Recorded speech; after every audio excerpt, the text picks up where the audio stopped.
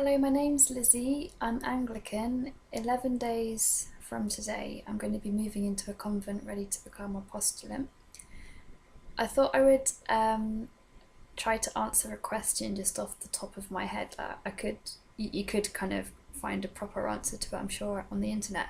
But I came across a question in the comments of a YouTube video where someone was asking, where are nuns in the Bible? And I thought it could be quite interesting to have a go at answering that, or just give a few thoughts off the top of my head. But I'm sure other people have given much better answers than me over the internet. But here's just me thinking about such things. I will hold your people in my heart.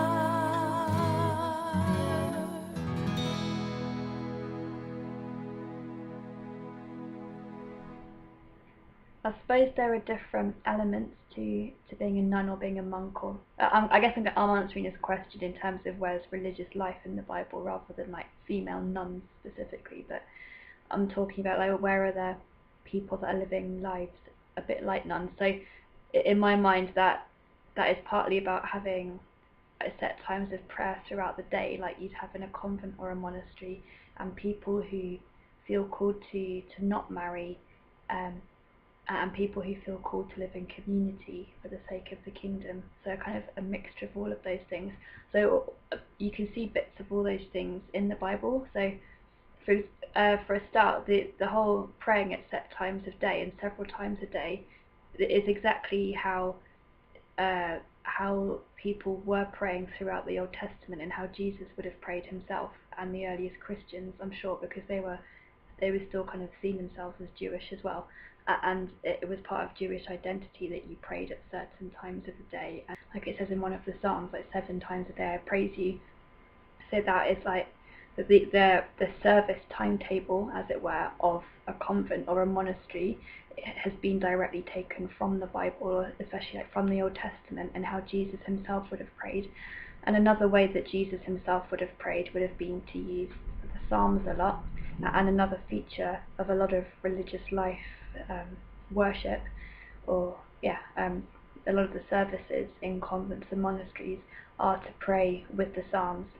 So again, that's obviously the Psalms are in the Bible themselves, but also Jesus himself prayed with the Psalms. And even when you read some of the passages, especially the passages about Jesus' crucifixion and the moments leading up to his crucifixion, actually you can tell the people writing those accounts are also influenced by the Psalms, because you actually see them quoting bits of the Psalms in their telling of the story of Jesus' crucifixion. So Psalms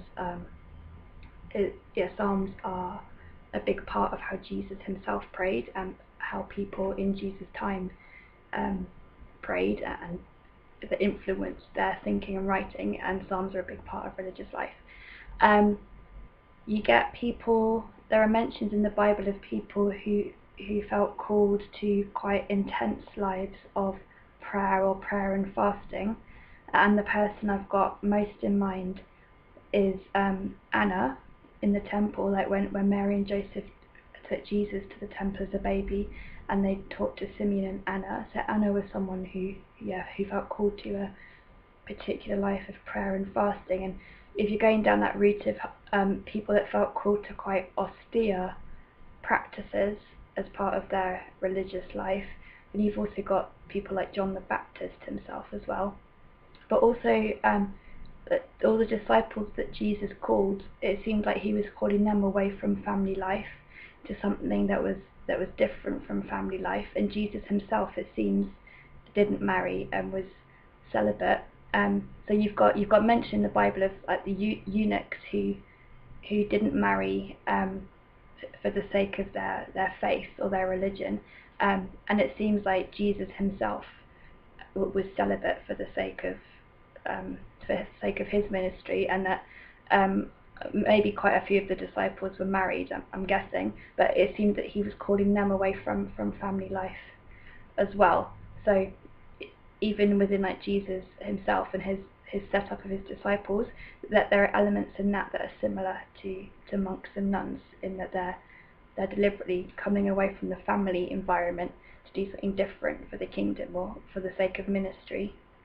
And then linked to that, it seems that Jesus and his immediate disciples or followers didn't really have a set home, or more what I'm getting at is that they were a community that were living together, maybe like moving from time to time with each other, like geographically, but you kind of, in my mind, with Jesus and his disciples, you see something a bit like a residential community, or a community of people who are living together for the sake of ministry.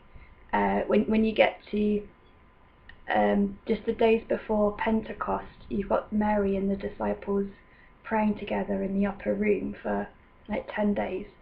And I heard a sermon quite recently from someone who's lived in a religious community, pointing out that actually, if you think about it, that is very similar to a religious community, where imagine being stuck in a room with a group of people for 10 days. You are going to start to step on each other, physically and metaphorically, and you are going to have to learn to live with each other, but when you're kind of literally on top of each other in a close-knit space. And he was saying how similar that would have been, just at that close proximity to each other and the praying with each other. He was just saying that how the person preaching, that there was something very similar to those disciples and Mary in the upper room to a religious community. And another thing I forgot to say is that there are passages in the Gospels where Jesus he sends his apostles out and tells them not to take very much with them at all. Don't take staff, don't take extra tunic or sandals, don't take a purse. And so that there's a bit of an overlap there with the kind of the poverty or simplicity or dependence on God that Jesus asks of his first apostles or disciples. That has obviously got quite a lot in common with how monks and nuns purposefully live in simplicity and poverty and dependence on God, and that kind of radical not owning very much to be fully available to God. Even after that, you've got a whole history of people who felt called to leave their homes for the sake of ministry, or who felt called to group together to do ministry together. Oh, and then another thing is, in the beginning of the book of Acts, you've got accounts of the earliest Christians who, as part of them kind of themselves grouping together for the sake of supporting each other and doing ministry, there's a passage in Acts chapter 2 about how they would share all things in common. And again, that's another feature of a religious community, where people don't really have their own possessions, or the idea is that everyone has everything in common. So definitely in one of the earliest accounts of the early Christians, you've got something that does have a lot in common with what a religious community looks like. But I guess the main thing is that there are lots of, the Holy Spirit is always doing new things, and the most,